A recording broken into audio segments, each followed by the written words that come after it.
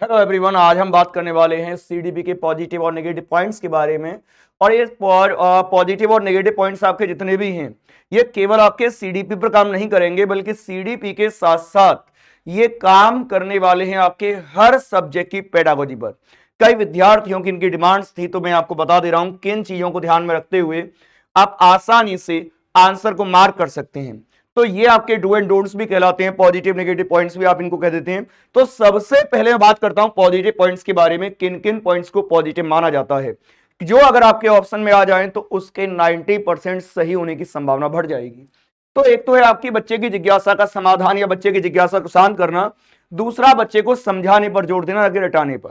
Third है अधिगम के योग्य हर विद्यार्थी को समझना और अन्वेषण के मौके देना, या फिर खोज करके सीखने के मौके देना, या फिर बच्चे को सक्रिय रखना, भ्रमण पे ले जाना, चर्चाओं में शामिल करना, सामूहिक गतिविधियों में भाग करवाना, और आपका सहयोग से सिखाना, सामाजिक अंत्यक्रिया करवाना, उदाहरण देना, करके सीखने के अवसर देना, और टीएलएम का अधिक से अधिक प्रयोग करना, ताकि अधिगम में बच्चों की रुचि पैदा हो। इसके साथ साथ आप खेलों का प्रयोग करें, कहानी का प्रयोग करें, पहेली का प्रयोग करें, मातृभाषा में बच्चे को पढ़ाएं, द्विभाषा और बहुभाषा को एक तरह से सोर्स के रूप में समझें। ये सारे के सारे आपके पॉजिटिव पॉइंट्स हैं। और भी कुछ हैं, जैसे आप बच्चे की लर्निंग को उसके पूर्व ज्ञान से जोड़िए, या उसके वास्तविक जीवन से जोड़िए, या फिर बहु अनुशासन यानी अन्य विषयों से जोड़ना।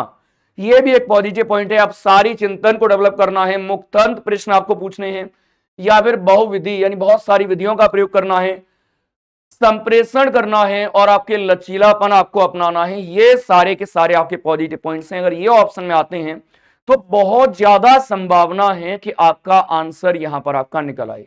अब बात करते हैं ऐसा कौन सा ऑप्शन हो कि आपका नेगेटिव हो जाता है, यानी जिनके आने पर उस विकल्प के आंसर ना होने की संभावना बढ़ जाती है। तो यहां पर आपको बताते हैं कि नेगेटिव पॉइंट्स में आपके आते हैं रटाना या रटना, डांटना, फटकारना, कंठस्थ करना, स्मरण करना, याद करना या याद कराना, या हतोत्साहित करना बच्चे को, सूत्र, नियम या समीकरण पर जोर डालना, बच्चे में किसी प्रकार की कमी निकाल देना, या फिर बच्चों में भेदभाव करना, या फिर बच्चों में अलगाव करना। अलगाव का मतलब बच्चों को अलग कर देना क्लास से, या फिर उनको दंड देना, अंक, ग्रेड या परीक्षा पर फोकस करना, अभिसारी चिंतन पर जोर देना, या बंधन प्रश्न आपके पूछना। ये के सारे पॉइंट्स आपके नेगेटिव होते हैं। तो ये बात हो गई आपके पॉजिटिव और नेगेटिव पॉइंट्स के बारे में, जो कि परीक्षा में आपको बेहद हेल्प करने वाले हैं। इनको आप एग्जाम में अपियर होने से पहले एक बार जरूर देखिएगा, क्योंकि यहां पर अगर मैं आपको बताऊं कि बेसिक तो ये है कि आप पूरी 4 लाइन पढ़ें, वही आपका एक ऑथेंटिक तरीका होता है किसी प्रश्न के आंसर देने का। लेकिन अगर आप चाहते हैं कि आपके पास समय की कमी है, या फिर आप पूरा प्रश्न बहुत लेंदी आपको लग रहा है, तो उस कंडीशन में इन पॉइंट्स को ध्यान में रखते हो आसानी से उत्तर को फाइंड आउट कर सकते हैं, और 90% चांसेस होंगे आपका उत्तर सही जाने के।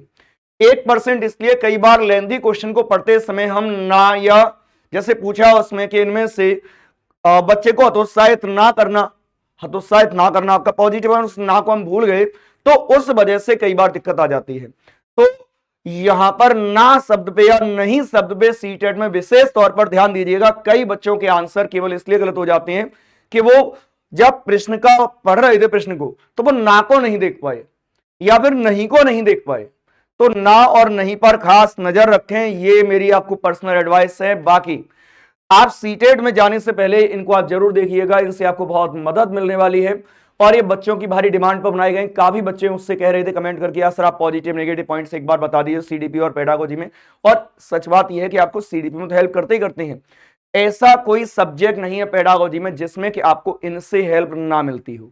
यानी पॉजिटिव और नेगेटिव पॉइंट्स आपको हर सब्जेक्ट की पेडागोजी में प्लस आपको सीडीपी में इक्वली हेल्प करने वाले हैं। तो आप इनको भूल करके मत भूलिएगा। और भी अगर आपके लिए कोई अच्छा मेरे अंदर दिमाग के अंदर कंसेप्ट आता है, बिल्कुल मैं लेकर के आऊंगा। अब जुड़े रहिए बस रिजल्ट गुरु के साथ में। Thank you very much.